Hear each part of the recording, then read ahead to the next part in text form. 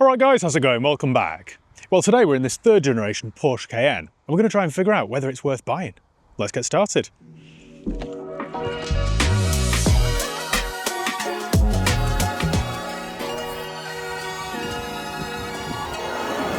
Sounds really good, this. Now, before we get into a full-blown review, let's have a quick history lesson first. The first generation Porsche Cayenne debuted in 2002, and a lot of people were confused by it. In fact, worse than that, a lot of people were horrified. People just couldn't understand why the makers of some of the world's best sports cars were suddenly making quite an ugly SUV. It didn't make sense. Although I was always a fan of the first generation Cayenne, let's be honest, it wasn't a pretty car. Not that that mattered though, because it was a huge hit for Porsche, and it landed them with record profits. In fact, some might argue that the Cayenne actually saved the Porsche brand, such was its success. What was clever about the Cayenne is that being a Porsche, it was fast and it handled well. I'd say class leading for sure. But on top of that, they were also incredibly capable off-road. Not that their owners ever got the money, of course. They spent most of the time driving around Beverly Hills or Audley Edge. Did you know Porsche sold over 275,000 Mark I Cayennes? It was a massive hit. Fast forward to the second generation, which came out in 2010, and, well, they improved everything. It looked better, the engines were more powerful, so again, another massive hit. That second generation was so successful, in fact, that by the time Porsche released this third generation, towards the end of 2018, they decided to not change much at all. I've spent a lot of time with this car today, and I think you'd have to be a real car nerd to be able to tell the difference. They look very similar. Don't get me wrong, everything's better, everything's improved, everything's honed and tweaked, but styling-wise, it doesn't look that different. If you're a complete car anorak though, and you study it for long enough, then you will notice some subtle differences. You'll notice the larger air intakes up front, which make it look a bit more potent. You'll also notice more creases on the bonnet, which again make this thing look sportier. Moving around the side, again you'll notice the roofline's been lowered ever so slightly, which make the whole car look a bit sportier, a bit more 911-y. It's all very subtle, but it works. Around the back you get this solid horizontal light bar, which looks really cool. But again, the whole car is instantly recognisable as a Cayenne. It's quite obvious that Porsche didn't want to rock the boat. They didn't want to do anything to potentially kill off the golden goose. They've almost copied Mazda's approach actually with the MX-5, in that they've just shaved little bits off here or added little bits there. They've just tweaked and honed and refined. That's exactly what they've done. They've just tried to get this car perfect. Have they succeeded, I hear you ask? Almost, actually. Almost. Before we continue with today's review, I just want to say a big thank you to today's video sponsor, Car Vertical. Now, if you're in the market for a used car or motorbike, it's really important that you do a thorough vehicle history check before you hand over any cash. There are so many dodgy vehicles out there, I just hate for you to end up buying one. That's why I always recommend Car Vertical. It's really easy to use. All you do is go to carvertical.com and type in the reg or the VIN, and then check the vehicle. And don't worry, I'll leave the link below in the video description just to make it a bit easier. What this does then is it checks thousands of databases in 35 different countries. So it'll tell you if it's ever been stolen, written off, had a mileage drawback, or has outstanding finance on it. In addition to that, it shows you the ownership changes, the reg plate changes, the spec, the average market value, and all of its MOT history. Sometimes if the car's been involved in an accident, it shows you pictures of the recorded damage. Also I've had it many times where it shows you photographs from the last time the car was advertised, so you can see who was selling it, when, and the condition it was in. So like I say, it's a really thorough tool. It doesn't take long and it isn't expensive, and it's cheaper still if you use my promo code HIGHPEAK. That's HIGHPEAK all one word, HIGHPEAK, and you'll save yourself 20% off each and every check that you do. It really is as easy as that, and I can't recommend it enough. So thanks Car Vertical for sponsoring today's video. Right, back to the Cayenne. To make a big car like this handle better, perform better, and make it more economical, it all comes down to its weight. You'll be pleased to hear that this era of Cayenne's a lot lighter than most of its competitors. It's actually 65 kilos lighter than the previous generation Cayenne. That's all thanks to its clever use of aluminium in its structure.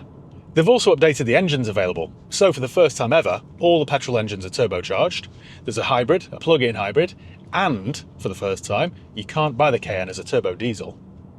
Going back to its weight loss, you can really tell that this car's been on a strict diet. It just feels eager, it feels agile, it feels light on its feet. Inside the Cayenne, again, it's all very good. It's a case of evolution, not revolution. However, if I were being critical, then in typical Porsche fashion, it all feels a bit clinical, a bit sterile. Everything feels solid, well-built and high-end, but it never feels opulent, which is weird because the first generation Cayenne, that did. You got nice ruched leather on the door cards, and you got carpets that were thicker than a submarine door. This, on the other hand though, in some areas, does feel a little bit lacking. It'd be nicer if there was a bit more a bit more leather in various places. There are certain things that you reach for and touch in this car without actually looking at, and they do feel very, very Audi-esque. That's obviously no surprise because Porsche is part of the VW Audi group, and this of course shares the MLB platform, so you get lots of shared parts with the Lamborghini Urus, the VW Touareg, the Bentley Bentayga, the Q7, the Q8, so it's no surprise really. It is all excellent quality though, so I can't knock it too much. It's just overall the theme is more minimalism and modernism rather than luxury. I've been driving this now for a few hours and there are no creaks, no squeaks, no rattles, so you can tell it's all been screwed together really well. One thing I don't like though is the lack of physical buttons. Now this isn't unique to Porsche, but it's just annoying. So down here near the gear lever you get these touch buttons, which there is some sort of haptic feedback. They do respond quite well actually, but still I'd rather have a physical button. One thing I will say though is that everything's easy to figure out. You get a nice volume dial here. The controls for the climate are these two knurled switches, they're quite nice. Everything's easy to figure out. I was only in this car for about 5 minutes before I'd figured the location of everything. And that's unusual for me because I'm a bit of a technophobe. In terms of features, it is reasonably well fitted out as standard. So for example, you get this 12.3-inch touchscreen, which is nice and clear and easy to use. You get a nice Bose stereo system. You get a power tailgate. You get cruise control. You also get sat-nav, Apple CarPlay, and unlike the previous generation Cayenne, you get a reverse camera as standard. But weirdly, it isn't a 360 camera. Now that might sound like I'm being a bit of a diva, but when you get used to a 360 camera, you just don't want to live without it. You will find that other extras are optional. So for example, to adjust the steering wheel, you've got a lever down here rather than a button. Full leather upholstery is an option, as is air suspension. So a Range Rover, this is not. Interior space is very good though. I've got plenty of headroom, plenty of legroom, plenty of elbow room. Visibility is perfect. The driving position is spot on. You get a decent sized glove compartment. You get 2 cup holders. You get some storage under the centre console. You get decent sized door pockets. So overall, it would be a really easy car to live with. And thanks to its nice panoramic glass roof, it feels nice and light and airy. It's the same story in the back. There's plenty of room in this car for 5 adults. And you can even adjust the rear seats, which is quite handy. I've noticed though, unless you buy a really well-spec'd example, then you don't get things like blind spot monitoring or a heated steering wheel, which at this price point does seem a bit stingy. Moving around the back, you get a really good sized boot. It offers 770 litres of space, so there's plenty of room there for all your things. Now I know I've just mentioned the driving position, which is perfect, but so is the handling. This thing handles like it's half its size. It's got to be one of the sportiest SUVs in its class. It handles so well. It corners so tightly and flat, you really forget you're in something so big. If you go for one with air suspension, pop it in sport mode and everything will tighten right up. On your steering wheel here, you get this little dial, so we'll flick it over into, what have we got here? We've got Sport, Sport Plus, or Individual. Try Sport Plus for a second then. Straight away, it's woken from its slumber. The whole car's now transformed, it's just had a massive kick up the backside. All of a sudden, it just wants to go and go and go. I'm well impressed with this. It just feels really sure-footed, really grippy. There's absolutely no body roll at all. The downside to that, of course, though, is the ride, because the ride is a little bit firm. It's not as firm as an X5, but it's not far off. When you hit a pothole in this, you know about it. But again, for a change, I quite like that. I spend a lot of time driving a Range Rover, and it just feels really soft and wallowy. You just sort of float all over the place. Whereas in this, you feel like you could overtake anything at any speed, around any bend. You can't do that in a Range Rover. The model I'm in today is a 3-litre V6, which puts out about 340 horsepower, and that means it'll do 0 to 62 in around 6 seconds, so it is quite quick.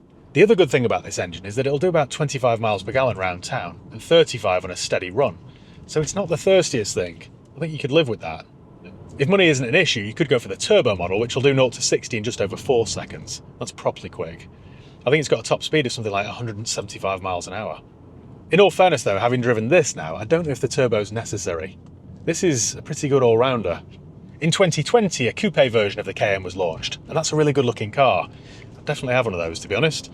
It's kind of like a BMW X6 to the X5. It looks a bit better in my mind, it looks sportier, but that is at the cost of practicality. That's just a case of each to their own, to be honest. There's nothing wrong with the ordinary Cayenne. I think it's quite a good looking thing. In 2023, the Cayenne received a little facelift. Nothing major, just a little nip and tuck. While we're on the subject of running costs, here in the UK, the annual road tax is only £190 a year. You see, from 2017 onwards, there's just a flat rate for everything. £190 a year unless it's a hybrid, and then it's £180, weirdly. In terms of insurance cost, then it will be a little bit higher than most because of its Porsche badge, but you can guarantee it won't be as high as a Range Rover. Beware though, servicing costs at a Porsche main dealer can be quite high. They certainly know how to charge. What I do personally is find a good specialist to just stick with them. You will save some money on its annual service. Now Porsche say these have got a 2-year or 20,000 mile service interval, but I'd ignore that.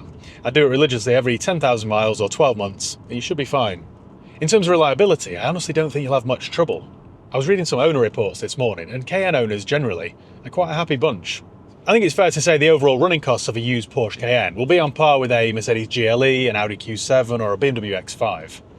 They're all much of a muchness really, but they should however be cheaper to run than a used Range Rover, because you haven't got things, well unless you opt for one, they haven't got things like air suspension and soft closed doors and all that sort of stuff. The thing you've got to remember is the more extras you have, the more things can go wrong. Used prices here in the UK for this third generation Cayenne start at around £29,000, but that's going to get you a high mileage early example, maybe like from late 2018, something like that. I'd probably recommend spending something like £40,000 and finding one with, say, 60,000 miles on the clock. I think that's a better bet. If you're spending £30,000 on one done 100, then I don't think that's great value. But for 40k with one done 60k, then I think that's a bit of a deal. And I think it's an awful lot of car for the money. Don't forget, this is still a current car. Stick a private plate on this and no one would know that you haven't got a brand new Cayenne. The way this car handles though is just perfect. It is a real joy to drive. This segment of premium SUVs is very crowded, but the Cayenne's been around for nearly a quarter of a century, and it shows. It's very competent.